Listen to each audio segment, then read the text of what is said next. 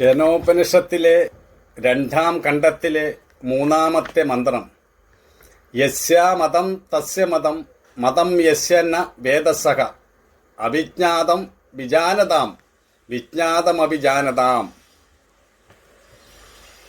അതായത് യാതൊരുവന് ബ്രഹ്മത്തെ അറിയാൻ കഴിയില്ലെന്ന് നിശ്ചയമുണ്ടോ അവൻ ബ്രഹ്മത്തെ ശരിയായി മനസ്സിലാക്കിയിരിക്കുന്നു. ഏതൊരുവന് അറിയാമെന്ന വിചാരമുണ്ടോ അവൻ അതിനെ അറിയുന്നില്ല. അറിഞ്ഞുവെന്ന് വിചാരിക്കുന്നവർക്ക് അറിയാൻ കഴിയാത്തതും എന്നാൽ അറിഞ്ഞിട്ടില്ല എന്ന് വിചാരിക്കുന്നവർക്ക് അറിയാൻ കഴിഞ്ഞിട്ടുള്ളതുമാണത്.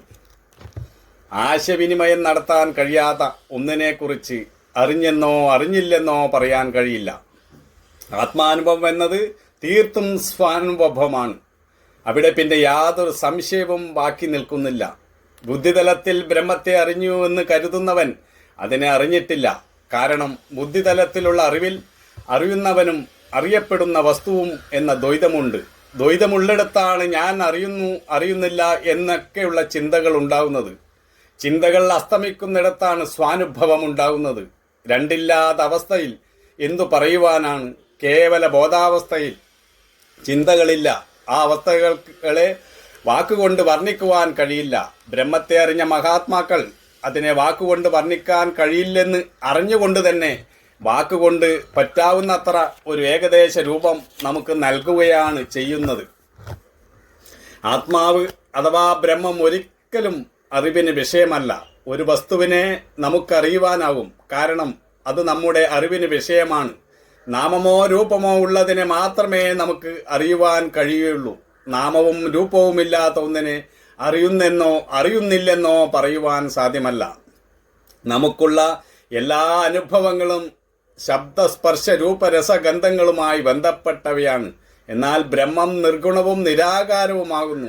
എന്തിനെയാണോ നാമവും രൂപവും നൽകി വിളിക്കാൻ കഴിയാത്തത് അതാണ് ബ്രഹ്മം. അത് നിർഗുണവും കാലാതീതവുമാണ്. അതുതന്നെയാണ് എല്ലാറ്റിൻ്റെയും അസ്തിത്വമായിരിക്കുന്നത്. ഇന്ദ്രിയങ്ങളെയും മനസ്സിനെയും പ്രകാശിപ്പിക്കുന്നത് അതാണ്. അങ്ങനെയുള്ള ബ്രഹ്മത്തെ മനസ്സുകൊണ്ട് അറിഞ്ഞു എന്ന് എങ്ങനെ പറയാനാകും? എല്ലാറ്റിനും കാരണമായിരിക്കുന്നതും തന്നിൽ നിന്ന് അന്യമല്ലാത്തതുമാണ് ബ്രഹ്മം. തന്നിൽ നിന്നും അന്യമല്ലാത്ത ഒന്നിനെ ഒരു വിഷയമായി അറിയുവാൻ സാധിക്കുകയില്ല. വ്യക്തിത്വത്തിലൂന്നി അറിവാണ് നമുക്കുള്ളത്.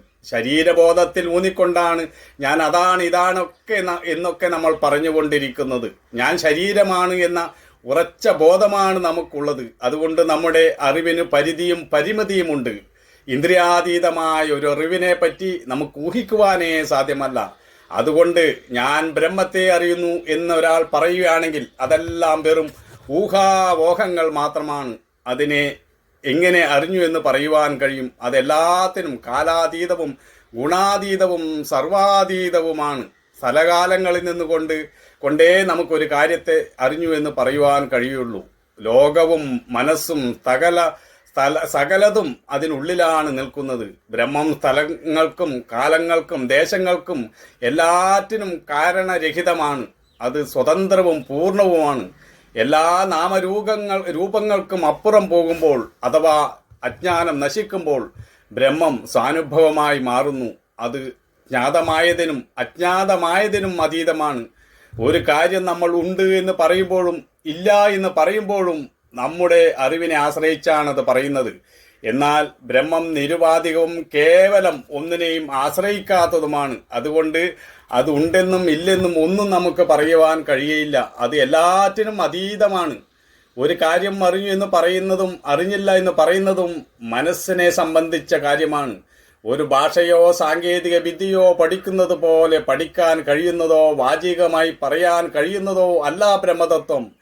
എനിക്കത് അറിയാമെന്നൊരാൾ പറയുകയാണെങ്കിൽ അയാൾ സ്വയം ഒരു നിഗമനത്തിലെത്തി അത് സ്ഥാപിക്കാൻ ശ്രമിക്കുകയാണ് ചെയ്യുന്നത്. അനിർവചനീയമായ ആ ഒരു കാര്യത്തെ അനുഭവത്തെ എങ്ങനെ വർണ്ണിക്കാൻ കഴിയും? മനസ്സിന് സങ്കല്പിക്കാനാവുന്നതിനപ്പുറമാണത്. മനസ്സിന്റെ പരിമിതികൾക്കുള്ളിൽ നിന്നുകൊണ്ട് നമുക്കതിനെ കണ്ടെത്താനാവില്ല. മനസ്സിനപ്പുറം കടന്നാൽ പിന്നെ യാതൊരു ചോദ്യങ്ങളോ സംശയങ്ങളോ ഉണ്ടാവുന്നില്ല. അവിടെ സ്വാനുഭവം മാത്രമേ ഉണ്ടാകുന്നുള്ളൂ. അത് വാക്കുകൊണ്ട് വർണ്ണിക്കുവാനും സാധ്യമല്ല. വാക്കുകൊണ്ട് വർണ്ണിക്കാൻ കഴിയാത്തതിനെ ആവുന്നത്ര വിവരിക്കാൻ ശ്രമിക്കുകയാണ് ഉപനിഷത്ത്. നാം എല്ലാം ഭൂതകാലത്തിലാണ് ജീവിക്കുന്നത്. മനസ്സെന്നത് ഭൂതകാലത്തിന്റെ സൃഷ്ടിയല്ലാതെ മറ്റൊന്നുമല്ല. ഭൂതകാലത്തിന്റെ അവശിഷ്ടമാണ് മനസ്സ്. വാസ്തവം അറിയണമെങ്കിൽ കാലത്തിനപ്പുറം പോകണം. അപ്പോഴേ സത്യത്തെ അറിയാൻ കഴിയുള്ളൂ. അപ്പോൾ ഞാൻ ബ്രഹ്മത്തെ അറിയുന്നു എന്ന് പറയുവാൻ ഒരാളുണ്ടാവില്ല. ഉപ്പുപാവ കടലിന്റെ ആഴമളക്കാൻ പോയതുപോലെയാകും അത്. അത് കടലിൽ അലിഞ്ഞ് ഇല്ലാതായിത്തീരുന്നു. അതാണിവിടെ അറിഞ്ഞു എന്ന് വിചാരിക്കുന്നവൻ അറിഞ്ഞില്ല എന്ന് പറഞ്ഞിരിക്കുന്നത്. ഏതൊരുവന് അറിഞ്ഞിട്ടില്ലെന്ന് നിശ്ചയമുണ്ടോ അവന് അറിയാമെന്നാണ് ഈ മന്ത്രം പറയുന്നത്. അതായത് ഞാൻ ഒന്നും അറിഞ്ഞിട്ടില്ലെന്നും അത് അറിവിന് വിഷയമല്ലെന്നും അറിയുന്നവൻ ആരോ അവൻ അതിനെ അറിയുന്നു എന്ന് സാരം.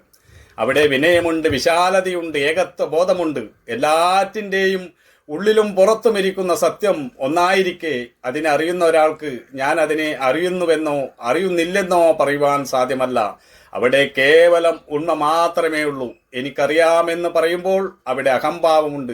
അഹംഭാവം ഉള്ളിടത്തോളം അതിനെ അറിയുക അസാധ്യമാണ്. അജ്ഞാനിയായിട്ടുള്ള ഒരാൾ മാത്രമേ എനിക്കറിയാമെന്ന് പറയുകയുള്ളൂ. ജ്ഞാനിയായിട്ടുള്ള ഒരാൾ എനിക്കറിയാമെന്ന് ഒരിക്കലും പറയില്ല. അയാൾ സത്യത്തെ കണ്ടെത്തിയിരിക്കുന്നു. അയാളിൽ വിനയമാണ് ഉണ്ടാവുക.